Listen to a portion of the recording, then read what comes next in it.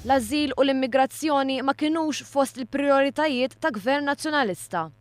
Il-gvern preċedenti ma ħadimx fl-interess ta' pajjiżna u ma kellux pjan strateġiku ta' kif se jagħmel użu minn 85 miljun euro fondi tal-Unjoni Ewropea li kienu allokati għall-ażil u l-immigrazzjoni. Dawn il-fondi li kienu allokati għal perjodu bejn l-2007 u l-2013 kienu disponibbli għal pajjiżna sabiex nillimitaw l-sfidi li jinħolqu bl-isbark tal-immigranti. Waqt li l-Gvern Nazzjonalista ma kellux pjan strateġiku għall-immigrazzjoni, f'dan l-istess perjodu daħlu Malta madwar 11,000 immigrant irregolari, bil-maġġoranza ġejjin mis-Somalja segwiti mill-Eritrea u l-Eġittu.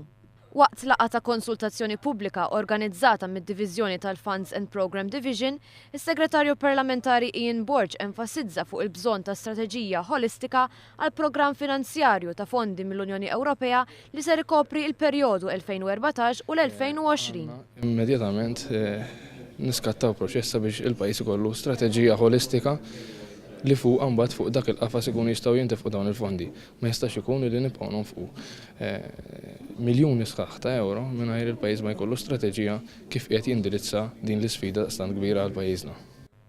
Ian Borg qal li l-isforzi għandhom ikunu iffukati fuq l-użu massimu tal-fondi disponibbli u li dawn jiġu użati fl-aqwa interess tal-pajjiż.